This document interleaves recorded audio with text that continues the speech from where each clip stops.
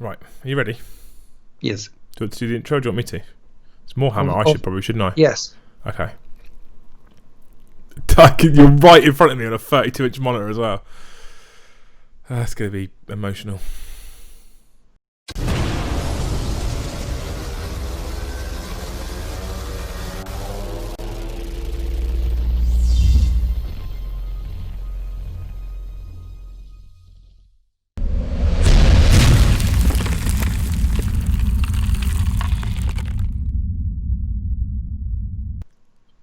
Hey guys, welcome to the channel and welcome to another podcast. This time I have a very special guest. His face is already putting me off. But we're doing it even different again. We're doing it different again. So we have recently been doing some pre-recorded podcasts where I was with Chris. Can you hear me? Or I was with Andy Byrne and we stood in front of the camera and had a chat. This is kind of similar, apart from I don't know how I've done it, but I've managed to get him to use technology.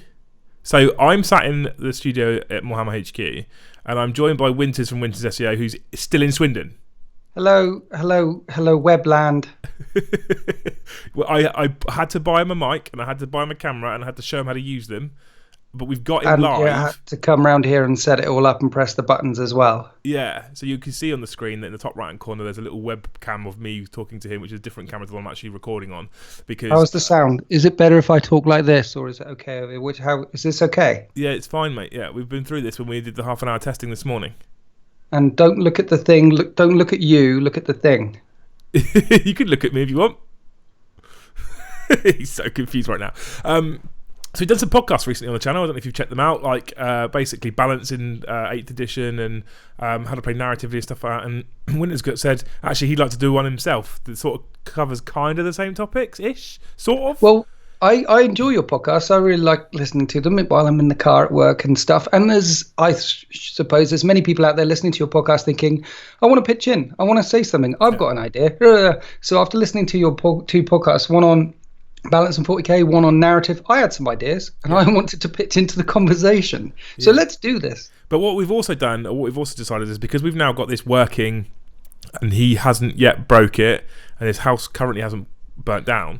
I'm not promising anything. We're hoping to make this a monthly thing on deploymentzone.tv as well. So you'll notice across the screen there is the website at the bottom of the page. It says www.deploymentzone.tv. That's the website that both myself and Winters own, and we stick content on there every single week. And we're now hoping we can do, because before we'd have to basically be in the same house, which means one of us travelling 90 minutes. My screen doesn't have that. No, wait, no. Oh, okay. All I needed you to do was put a camera on and talk to me. That was it. Okay, all right, okay. My screen I've got multiple screens. Yes, what? One of them's recording us right now. Okay. That's why I've got two different cameras. The camera that you're looking at isn't the camera that will be on the final edit. Oh. Don't worry about it, mate. This is my life, people. This is why you need to support us on deploymentzone.tv and get me out the factory, because I need time to teach him how to do this stuff. And that's a lot of time. I'm not a very good pupil.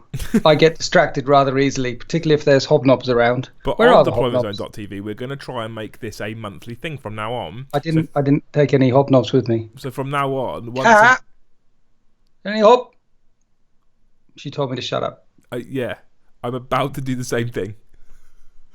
So what we're hoping to do monthly on deploymentzone.tv is one of these where he'll dial in or I'll dial in on Skype or whatever it is we're using.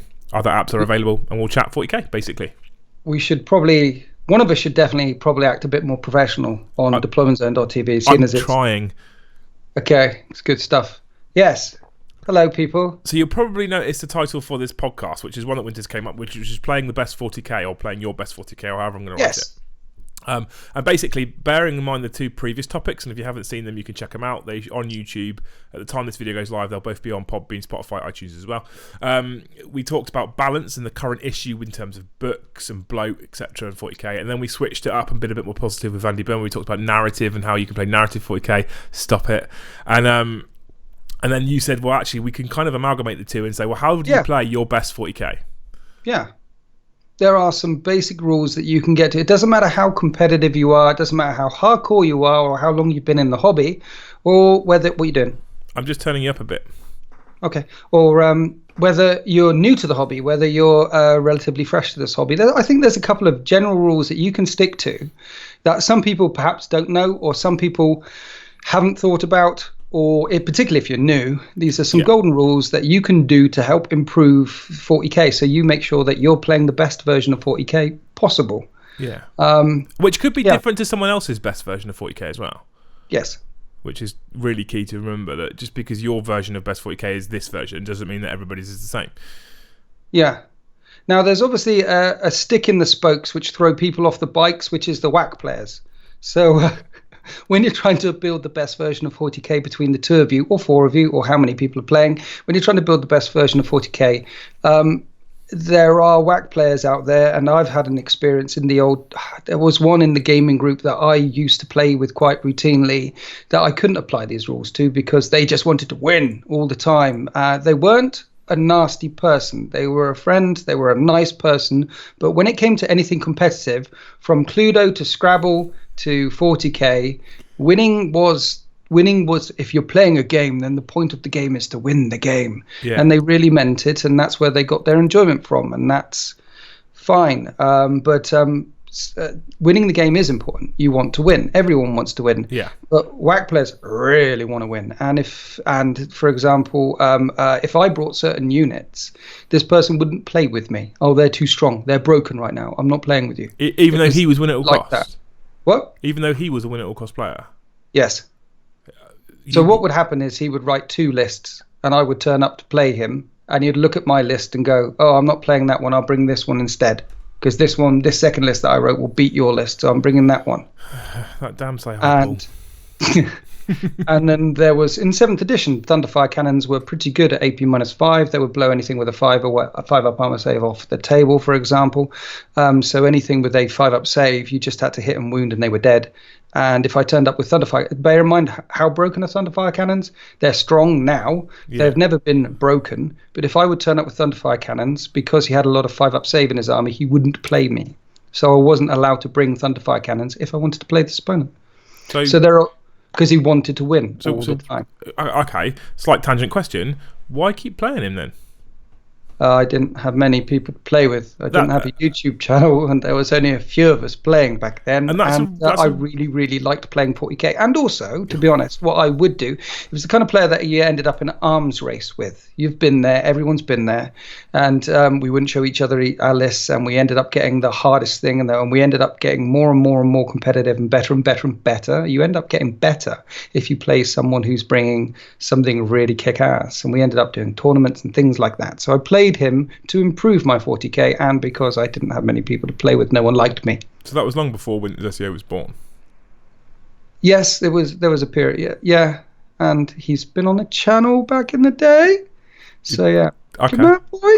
So that aside.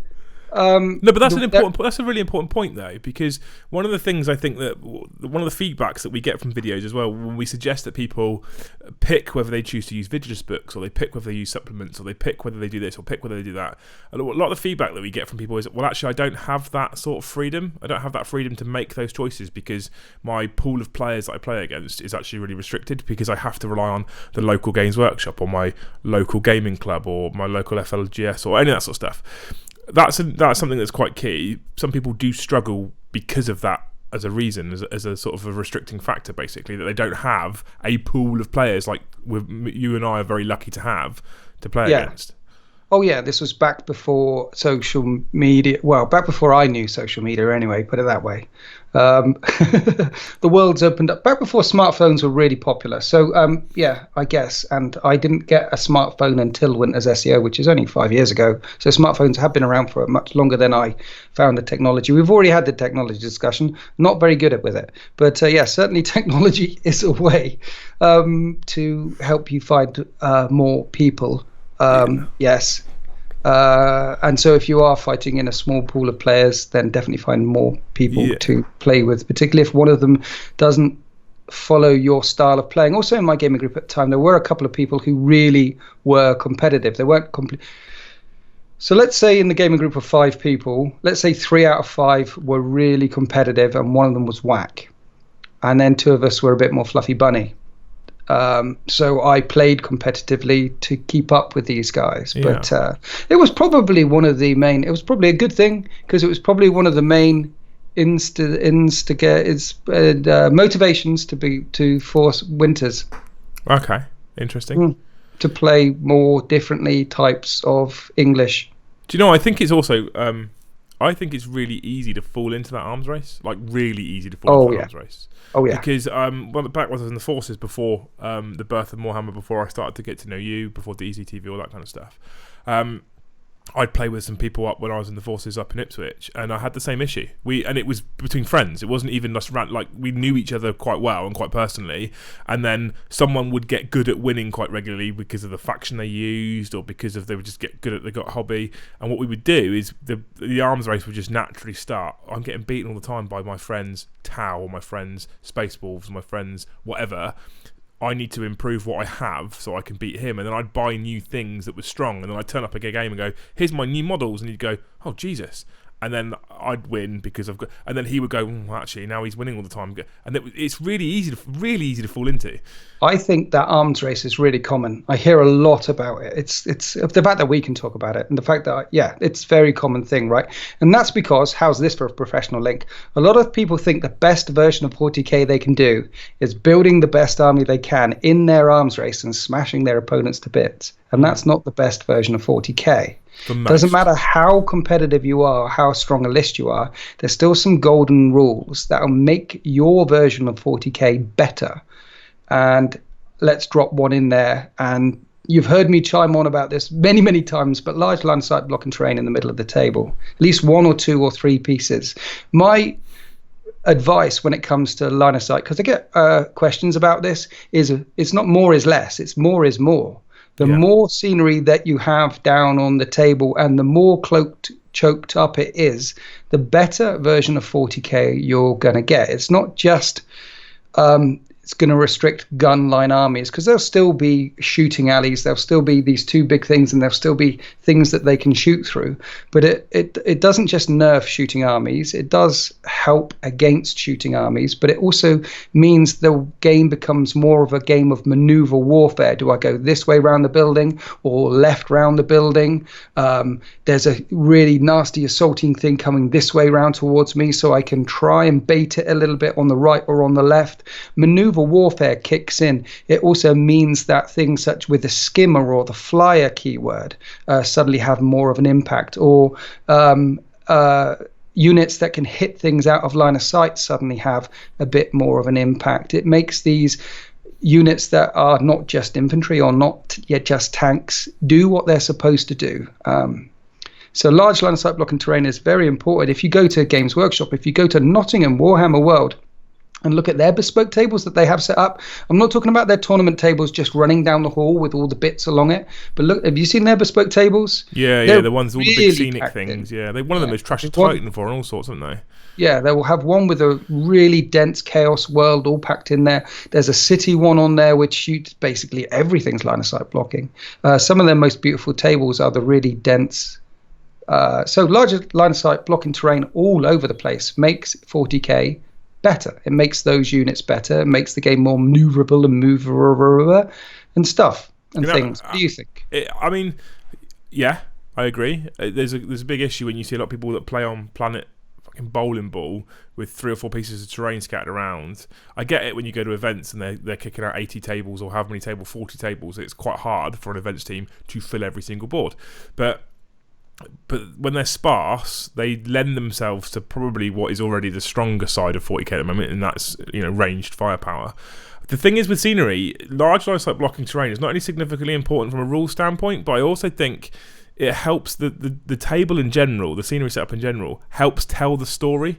Yes. And definitely. I think if there's a scenic sort of setup put together, if it's not just any old, if you're not using Coke cans and Pringles tubes and tissue boxes, but it looks, we've had this chat before, right, about battle reports, etc. So when we film battle reports on the channel, we would rather have fully sort of narrative scenery and unpainted armies than unpainted grey scenery and painted armies. Yep. That if we had to make a choice, that's the way around we would be, because it sets the scene better. Yeah. The game looks better if this table looks fantastic and your painting is negligible or none, you can if you played on your carpet with just boxes that you have lying around and some toilet rolls with the most glorious golden demon army painted ever, it won't look as good. No. It won't feel as good. Yeah, no, I agree with you. But then you can use that sort of scene that you're setting up to force tactical choices and stuff during the game, and to make it less easy. I mean, I do it quite a lot with. I'll be honest. When I set up for battle reports and I'm running the Eternal Slaughter, because they're chaos and they're Khorne and they're world eaters, and I have focused them around mostly melee stuff, I put a lot of scenery in the middle of the boards. And I don't have like one straight channel if I can help it from one side to the other. It will be broken. So that if I am playing Bronze Ultramarines with loads of ranged firepower or something akin to that, I have a chance to get across the table in cover, protected. Because if it's an open table, he would just blow me off the field. But we can also use those things, those channels, to tell a story, which is important for me. It's massively important for me when I'm playing my best 40k that everything from the start of the game to the end tells a story. So you've touched on one of those rules there when it comes to shooting armies, blowing people off the table, and large line of sight blocking terrain. If your opponent can see your army from their deployment zone, you're probably doing it wrong. Yeah. That's not good. Put some stuff down in the middle of the table. It also makes it more interesting for the shooting person. If the shooting person can see your army from their deployment zone and you move towards them and you're dead, it's over. That's not good. If the shooting person says, okay, I can't see their whole army, I'm going to have to set up a bit over here because there's a firing lane. Yeah. I haven't got any firing lanes over here, but if they come round there, they'll smash into my stuff, so I need to screen that corner over there a bit better. It makes it more challenging for the shooty type armies and gets them to practice 40k, a better kind of 40k, because ultimately if they end up ever going to tournaments or competitions, then the scenery that is set up on it, the LVO tables and most tournament tables tends to have this significant line of sight blocking terrain on the table. But it's not only that, it just makes a better kind of 40k for them, less boring for them, more of a challenge for them. I think so, yeah. I mean, obviously it depends on the person. Some people just like smashing people. They're few and far between. We put the whack thing to one side, so we're going to have to put the whack players in the box that really like smashing people, and that's all they come here for the game for. We're not talking, this is podcast not for them. No, and they should live in a box playing each other over on the side and away from us, right? That's where they should play mostly. So go on. So we've touched on scenery and large line sight blocking terrain. There's got to be other things that you consider when you're trying to put together your best sort of version of 40k. So large line sight blocking terrain, very, very good. You make sure you got that down. The other thing that you can do is, when we're talking about scenery and setting the scene and the table, is the mission itself. Don't just kill each other. Yeah. So when I first everyone's got this story, right? They played 40k back in the day. Then they discovered alcohol and women and drugs and debauchery and cocaine plantations and all sorts of horrible things. And maybe some people discovered skydiving or deep sea fishing. Maybe some other people discovered tango or the joys of ice skating, interpretive dance. Maybe some people discovered crocheting or... there's lots of things out there to discover, is what I'm saying. Learn a foreign language. How can one better themselves? Cello. Have you heard of cellos? They've got a nice dulcet tone to them. I like cellos. I don't really like cellos. I like hobnobs. Where was I going? I sort of rounding them off. So, yes, people started in 40k and then they fall out of it for a while and then they get back into it, and it's always hanging around there in the background. I got back into it in a big way in 4th, and when I got back into it in 4th, I was playing on tables that didn't have any line of sight blocking terrain on and lost a lot against shooty armies. Yeah. Another thing is we just smashed each other. And I've got some friends who I play with from time to time and don't film, some of the original SEOs, and what they do... What? Nothing. And what they do is they just smash each other all the time. And I hear one or two of them complain, saying, this is boring. And they come and play me every now and then and have much fun. So don't just smash each other. Put objectives down on the table and fight over something. Give a reason to fight. It doesn't have to be Maelstrom of War, but 3 objectives or 4 objectives. I quite like the original, very first mission in the rulebook, Retrieval. 4 missions down on the table. 4 objectives down on the table. That's a good way to start. But what I'm saying is not just kill each other. I'll shut up. Your turn. No, I think you're right. I mean, as much as I have had a bit of a moan lately about the amount of books that Games Workshop are releasing, one of the bonuses to it is there is a lot of pre-written content out there in terms of missions. Don't get me wrong. Sometimes I will play against an opponent, and we will literally just kill each other. We'll play No Mercy because that fits the narrative we're trying to tell on that particular day. It's okay to do that every now and then. Every now and then is fine. But more often than not, we will not. We'll pick a Maelstrom of War mission or an Eternal War mission from Chapter Approved, or something like that. Something that has a bit more variety to it. In fact, in Chapter Approved, most of the even Eternal War missions are scored at the end of each battle round rather than the end of the game, and that adds another layer of complexity, another layer of narrative telling to the story. And I've played games where I look at it and think, I'm going to, over 5 turns, probably get shot off the board, so I'll score as many points as I can really early on, and then just try and cling on to the death, and it's a separate challenge rather than just a slogfest. So I 100% agree with you, and one of the things me and Andy Burns spoke about, as you know if you watched it, is that you don't even have to... I watch all of your videos. You know this. I'm your biggest fan. You don't even have to stick to Maelstrom or Eternal War missions. You don't have to. You can literally make up your own, and you can take what exists in Maelstrom War or Eternal War, and you can bastardize to create something that's similar but slightly different, or you can go straight from scratch. Or open war cards are a great thing as well. I don't know if you've ever used those. Open war cards are a good idea. I like Maelstrom. I do like the chaos and randomness of Maelstrom. Maelstrom's good. I'd have really liked them over the last sort of year or so to actually expand the open war cards and add on decks. That would have been quite nice. Yeah, that would be nice. Yeah, because there is there's a sort of limited number of scenarios you can come up with open war at the moment. You know, it would be quite easy for them. You've got the open war deck, and then they could release open war Hellscape or Warpscape. And this is open war deck with some really freaky Warpscape, Great Rift stuff going on in there. You could have open war end of the world thing, such as before, stuff falling from the space, rocks, asteroids, or living under or fighting under an orbital barrage or something like that. Doomscape or something. There's different types of decks they could release, definitely, and to spice up the game. But the point is, 40k isn't you line up your forces at one side of the table, I line up my forces at the other side of the table and shoot each other. But it can be better. It can be, but a better kind of 40k is having something to fight over, having some objectives down, having open war cards, having a... I think if you play that version that you spoke, because it's very easy to actually play we line up against each other and we shoot each other. It's super easy to do that. You have a terrible table, no line of sight blocking terrain, a simple mission, nothing complex, and even some of the early Maelstrom War and Eternal War missions, if you smash your opponent so hard in the first 2 turns that he can't score any points, you're going to win anyway. It's really easy to play that 40k, but it's the thing I would absolutely encourage people to completely avoid. Because it doesn't, I think if you play that kind of 40k, I have a guy I know, I won't name names, I have a guy I know who I know quite well, who... Is his name Kevin? No, used to love 40k, Brian. And he was mad for 40k, Steve. he really enjoyed it, and he has, over the course of the last year or so, fallen out of love with 40k altogether. Tarquin.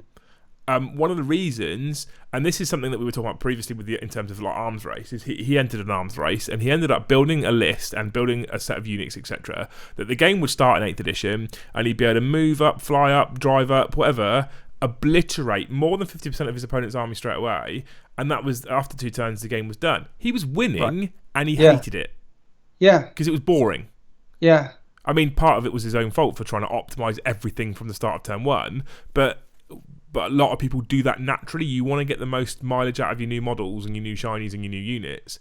But what I'm trying to get through to people is, even though he was winning those games, he found it a bit dull and tedious, because it was turn up, play first turn, fly forward and smash everything, or move forward and smash everything and destroy it all, and then done. That's it, finished. You good save there. Yeah, you like that, don't you? Yeah, that was good. Noticed until you said something. Nearly dribbled. Dribbled one, caught it. Yeah, so a better version of 40k would have been to have some very large line of sight block and terrain pieces in the middle of the table, more than 1, 2, 3, have some objectives down, or maybe play Maelstrom. But that does get onto point number 3, which is maybe... So Warhammer 40k is a rock, paper, scissors game. It's not just a rock, paper, scissors game. No, that's a lie. Warhammer 40k is a complicated game, but it's also rock, paper, scissors. So there's many occasions where a rock might hit the scissors and smash it, right? Yeah. And when you set up an army, everyone's been there. You set up your army, they set up their army, and you think, oh, I'm going to make you cry. That's not a good version of 40k. And maybe your opponent was just rocking forward and going smash and destroying 50% of their army every time. One of the better ways to play a game of 40k, particularly with your friends in your local gaming group, putting the whack player to one side, is when you come across those situations. And this is a good thing. It doesn't matter how competitive you are. You could be in a really competitive group. If you bring in the rock and they're bringing the scissors, stop at the beginning and go, okay, let's balance this. We know how this is going to go. Let's change this to that. Maybe your opponent who was zipping up the table and destroying half of their army in 50%. Maybe what he needed to do was go up against a army that had the ability to shrug off lots of wounds with disgustingly resilient, or get back up again with necrons or something. There would have been a paper to that scissors, or a rock to that. You know what I mean? There would have been an army out there that would have blunted his type of list, or types of armies out there that would have blunted his, and he would have had a better challenge, and he would have enjoyed his games better. So the social contract. So this is something that it's interesting. It's interesting. I do know what you mean, and I know what you mean because it's something that you and I do all the time. We do it. Not all the time. I would say 10-20% of the time. 10-20% of the time. You know what I mean? No. You turn up with an army, I turn up with an army, I go, yeah, cool, let's do it. But sometimes it's, oh no, look, you've brought completely the wrong army, this is going to be horrible. Okay, what do you mean so by maybe you and I work differently then. Because often especially when I have new people turning up to the channel to film, I will say to them, literally, bring what you want. Bring what you want. That's what I say. Bring what you want. I've never told anyone never say never. There may have been one occasion, but I've never told anyone what to bring. And then when I know what they're bringing, and they've told me what they're bringing, loosely, I don't want detail, I don't want every single weapon option, I then tailor. Now this is an interesting point actually. A lot of people talk about tailoring in 40k in general and say that tailoring's bad, and they say that you should never tailor. You should have an army that can face anything. You should have an army that can take. If you're talking about perhaps hyper competitive 40k whack players like Winters was talking about earlier, yeah, I think to a degree tailoring is impossible. You need to be able to, whatever you face, you need to be able to win. But when I talk about tailoring, I don't mean it in the negative sense that I've seen what you're bringing, I now want to make sure I win. I mean it in the sense that I'm seeing what you're bringing, I want to make sure that you don't run away with it and I don't run away with it, and we both enjoy ourselves for the whole game. It's a different type of tailoring. It's a completely different attitude towards tailoring, but it is if I bring this unit that I was thinking about bringing, you're going to have a really shit time, and I don't want you to have I want you to have a good time, so I'm not going to bring that unit because it's silly. I'm not going to do that. That's daft. Or, actually, you've bought a really strong list, and if I take this, you're going to walk all over me in a turn or two, and for the channel specifically, maybe the opponent will have a great time, but the viewer might not. So we tailor to actually add balance rather than remove it, which is the opposite way to how I think people normally think about tailoring. Yeah. It's one of those difficult subjects, isn't it? Because as soon as you take tailoring, people automatically assume, or most people automatically assume, tailoring to win. Exactly. But maybe we should drop the word tailoring. Maybe there's another word, balancing. Balancing is the word I think is probably better to use. Yeah, balancing. And we don't mean it's obviously impossible to balance 40k properly. And we don't necessarily think that's a good thing anyway. That's a whole other rabbit hole. We won't go down there. But on those occasions, because 9 times out of 10, or maybe 4 times out of 5, it isn't clear which army's going to win when you stick it down. But there are those occasions, 1 in 5, 1 in 10, where you just know. And your opponent agrees. Yeah. I'm talking about those clear-cut moments where that wet fish slaps you across the face and you're like, this is going to go badly for me or for you. I brought 3 knights and a couple of armigers, and you've brought some vehicles and a nice mix. Oh, dear. Yeah. And you've got 3 las cannons and 2 melters, and the rest is going to be... This isn't going to go well for you. No, those occasions. But, I mean, you can't always balance everything. We've done it before, you and I have. We're relatively experienced at balancing that sort of stuff now, and even you and I have played and gone because the dice gods might say no. Yes, and the card gods are a thing. Yeah, they exist. They're a real thing as well. They're a real thing as well. They're a distant second cousin to the dice gods, but when you play Maelstrom, they're definitely a thing. Yeah. Go on. It's not about tailoring. I'm saying if you're out there and you want to play a better kind of 40k, on those occasions where you know it's going to go horribly, don't play that list. Yeah. Change up. Play a different list, and you're not tailoring. You're balancing it so you can both enjoy it a bit better.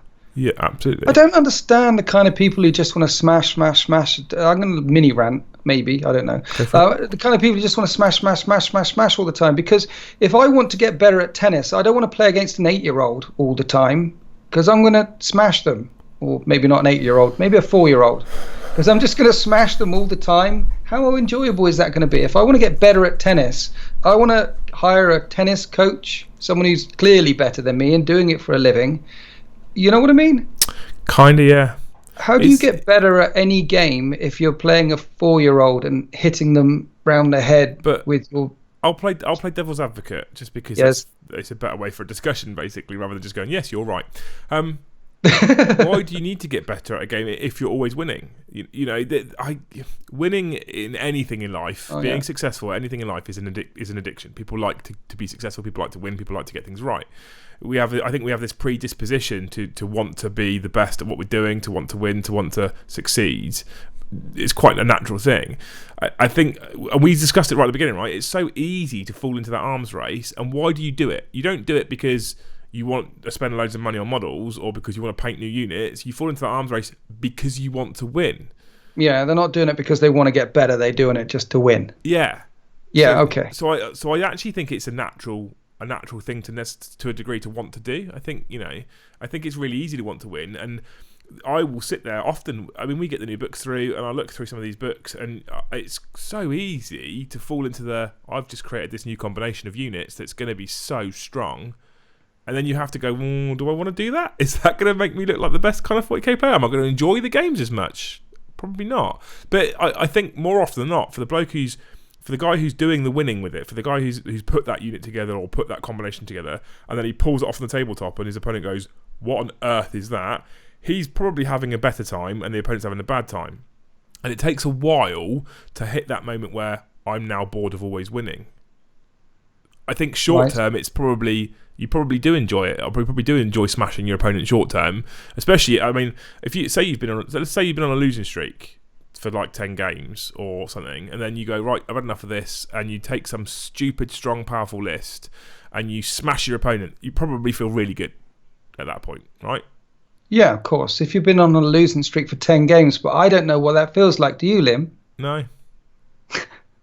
Actually, there was a losing streak back in the day on the channel, and a number of people commented on it. It got to 7 games, I think. That's when it was just YouTube, not DZ, where I just lost. See, I've played games. I've played games that we've filmed, recorded, and put them up on Moarhammer or on DZ for that matter. And honestly, looking back on it, I wouldn't be able to tell you who won. Oh, I don't know. People remind me. Yeah, I don't know. I can remember the game. There are some that I know who definitely won, and I can remember those ones. Like the Champion of Chaos. Because what's the Champion of Chaos, Liam? That's the best campaign ever. Was it the best campaign ever? I thought so. But a 40k campaign, the best campaign ever. Yeah. Oh, where can I watch this best campaign ever? You can go to the website at the bottom of the screen. Just so you guys are aware, we ran a campaign recently on deploymentzone.tv called the Champion of Chaos that was X number of episodes long, where we both took a Chaos Warband and it grew and the Lords powered up and they were fighting to be the Champion of Chaos. I'm not going to spoil it. I refuse to spoil it. But yeah, that happened. I enjoyed that. I can't remember who won what game that went on. That's what I'm saying. Because they were all good fun, right? And this is what I'm getting at. Like a lot of games, the Champion of Chaos, that a lot of other games that are on deploymentzone.tv, a lot of stuff that happened within campaigns like the Death of Hope and stuff like that. People get so invested in the story and the narrative that's being spun that if you think about who won that specific game, actually, I'm not sure who won that game. I play games against people like Brom and Mikey P and Chris and Alex and stuff like that, and I've played against Steve, Not Rob and Chewy, where we finished that game, and at that point in time, I know who's won because we've just finished that game. 2 weeks later, I can think back to that and go with fond memories and think that was an amazing game of 40k. Who won that? I don't remember who won that. And that I think is the sweet spot for me. Yeah. If you don't actually care who won, but you enjoyed it anyway. That's interesting that you mentioned the campaigns, because I can remember the story in the campaigns. I can remember the campaigns really well. Yeah. like how the story evolved, what happened at the start of the Death of Hope, how it went down underground, how it got nastier and nastier and nastier for that Eldar warband, and the little tricks and the little things that happened along the way. I remember what happened. I remember the story. I remember the story to each of the campaigns: Pride Before Dawn, Galmec Incident. I've just recently finished filming up the next campaign called 27 Minutes, which will be coming to deploymentzone.tv very soon. I don't know if you noticed, but I literally today finished uploading them all into the DZTV mega computer. Normally, Cerebro now has them. Normally, I notice because I get a little message going, Liam, I need you to program it all. So I remember the campaigns and the stories and how they evolved more than I remember who won or lost. The stories stick with you better. Absolutely.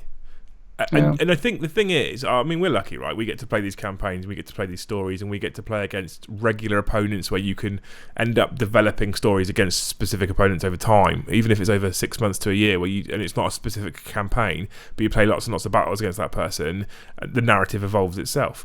But I think you can spin a decent, strong narrative that has you really invested in really enjoying the game in one match. So I've got another point. So we've got line of sight, block and terrain, lots of it. Yeah. That fight for something over something. Yeah. Balance. And we're not talking about 9 times out of 10. We're talking about those 1 times in 10 where it's going to be awful. Stop what you're doing at the start, social contract, look at each other and go, this is going to go really badly. Can I change my list? Or you should change your list. Yeah. And then number 4, fight for something, and it only has to be a couple of sentences. You could be playing 2,000 point match play competitive game as nails as you can. You've set up the line of sight, block of terrain, you're doing all of the things right, and you say, right, before we play this X mission from chapter approved 2019, let's put a little bit of story here. Let's have a reason why we fight. The reason why we're doing this is because the Death Star over there, and if I win this, then the shields drop and my battle barge gets into your Death Star and destroys your whole thingy bob, and if you hold it, then you can blow up my battle barge, which is out in space right now, and that's why we're fighting. Okay, let's go and roll dice, and it could be a 2,000 point competitive game, but that's the reason why you're fighting over this thing. But I mean, and then it adds that zing. You can also do it. You can do that exact thing mid-game. So you can start with a 3-sentence. This is why we're fighting. Halfway through the game, if the dice stroke card gods have said no, and no matter how hard you've balanced that, you can still switch up. Okay, so you're clearly not going to achieve objective X because it's just not going to happen for you now. So here's objective Y. This is now your new mission. This is now, you've had orders come down, you've taken heavy casualties, and you can switch up the narrative. That's the beauty with this hobby. Well, what you're talking about is switching up the narrative mid-game and an evolving narrative. That's good. That's easy. You can do that. I'm not disagreeing with you. I'm just trying to give some pointers to some people right at the very start. Set up, give a reason at the beginning. Give a reason why you fight. Establish a story at the start. Just look at your opponent in the eye and go, I'm going to destroy your army because this is the gateway to such and such, and it must not fall. I want to make another point on point 3, the social contract thing, actually, as well, as I'm thinking about it. All right. It can be as simple as, and I mean as simple as, I'm about to go and play Winters at his house or wherever, and all I do is I go, I've got this new toy I want to bring. I'm going to text him, Winters, I want to bring my knight. Done. You know it's coming. So you can plan for that. It can be that simple. Like, rather than turning up with a knight and you going, well, I can't do anything with that, and I won't use it then, I could just drop you a text message, and with, like I've said so many times before, social media, gaming clubs, Facebook, it's so easy to get hold of someone and go, okay, I want to play 2,000 points. I want to use this unit or these units. They're a bit strong. You're not telling me what's in your entire army. You're saying, I am bringing a knight this time. It's like, ooh, okay, so there's a knight, but what else might he be bringing with that? Is he going to go horde heavy, or is he going to back it up with a lot more armor as well? It's not, it's good. I think knights are a good point, particularly when you scale up to super heavy, such as Forge World Warhounds and Reaver Titans and things like that. If you're about to drop one of them down on a table, you really need to tell your opponent beforehand, because they can seriously imbalance the game. I mean, I'll be honest, I think it's really, really rare that someone's going to bring a unit like that and not have already had that conversation. I think that's quite rare. Yeah. But bringing 3 knights does a similar thing. Yeah, I agree. Bringing 3 knights along can really imbalance some lists when we talk about the rock, paper, scissors things. So if you're going to be the person to bring 3 knights along, then at least tell little Timmy that this is about to happen to him. Poor little Timmy. Poor little Timmy. So I mean, we're hitting like the time limit now, I guess, for this podcast. So if we were going to summarise your point so far, have you covered every point? I've got one more point. Okay, just do it. Again, it doesn't matter how competitive you are, how long you play. Name a character or 2. Name that captain. Name that Farseer. Warlord. Name that Broodlord. Give one of your guys a name. If you haven't already, I know many people who listen to you probably have named their stuff. But if you're, summary, lots of line of sight blocking terrain with a reason that you're fighting with objectives, with a little sentence or 2 with a named character. Yeah. And that's a better version of 40k. It doesn't matter whether you're playing competitively. It doesn't matter whether you're playing mixed lists. Oh, and the social contract, if you're bringing the rock to the scissors or whatever, drop that list, change it. Naming characters is actually play a better version. Naming characters is quite interesting, actually. Alex, who's on the channel, runs Custodes, and he has a document on his computer which basically has a picture of the individual custodian who's got his name attached to the base, and then he has like a list of like heroic deeds he's carried out in battles. Yeah. So that's not made up narrative. That's not he's gone, oh, I'm going to decide that at this point he killed a bloodthirster. This is actual achievements he's done in battles. Yeah. They're amazing. Cool. Yeah. And that means that I think there's other people that I've played who have got named characters who they love because they've named and they've sculpted and painted and etc. And they make decisions in game because they have a sort of like there's a sentimental value in that character. Does that make sense? The character makes decisions because that's what the character would do. Yeah. I really want to go and charge and go over there, but I'm going to fall back and support these guys. They're taking a pounding, and that's what he would do. Yeah. Yeah. Okay. Naming your characters. If you've never done it before, just give them a name. And I bet you within 2, 3, 4 games, you'll be a lot more attached to that character than you were, even if you've been playing with that character for 2 years. You could be a lot less throwaway with him, all that sort of stuff. Yeah. I had actually. Do you know what? It's such an interesting. What, Liam? Point. What? Like genuinely, and I'm not being a kiss ass here because most of the time you're a pain in my ass. But kiss my ass. That's a really interesting point. Before the Champion of Chaos campaign. Yes. My Chaos Lord that I was running for the Eternal Slaughter didn't have a name. He didn't, did he? He was the Warlord forever. He didn't have a name. Yeah. He was the Warlord forever. Yeah. Part of the prerequisite to the Champion of Chaos, you said to me, he needs to have a name. Yeah, so I remember. did a bit of Googling and tried to find something that was suitable for him that had a deeper meaning. I think it's like some other religion's demon name for something or other. I can't remember what it was. And I came up with his name. He's now called Malak, right? Yep. We then ran the Champion of Chaos campaign that was X number of episodes long. Like we've said already, if you want to watch it, it's very popular. Episode 1 actually is on Winters' channel. So you don't have to go to Deployment Zone to watch episode 1. If you go to Winters' channel, I'll warn you now, if you go to Winters' channel and watch episode 1, you'll be signing up anyway because it's amazing. But I gave him a name for that campaign. We then played X number of games. Since the campaign, using him, I play with him differently. Do you? I 100% play with him differently. What do you mean differently? How is different? Before the campaign, I didn't care what happened to him.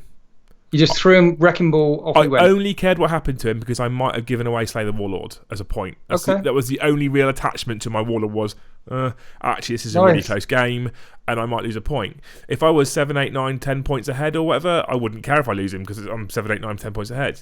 And you've been playing with him for a good year. Absolutely. This is an army that you've been playing again and again and again. You took him to tournaments, but you just throw him forward. And now, since his deeds and since some of the things he's done since he's been named, I don't throw him away so easily now. I have made decisions with him. I'm going, he needs to live. He's my lord. Well, he is a Chaos Lord. He's not just a slathering berserker. He's got brains. He's been fighting the long war for a long time. He's got history. He's got backstory. He knows Abaddon. I've switched his Warlord trait from Exalted Champion, which is in the Chaos book, which gave him an extra attack, to a Warlord trait which is in Faith and Fury, because since the Champion of Chaos campaign, Faith and Fury's come out, and now the World Eaters have got their own Legion specific stratagems and Warlord traits and stuff. The Warlord trait he's got now is called True Berserker, and True Berserker halves all damage he suffers in melee. Because you want to keep him alive. Yeah, because I value that for him more than I value the one extra attack that he might get.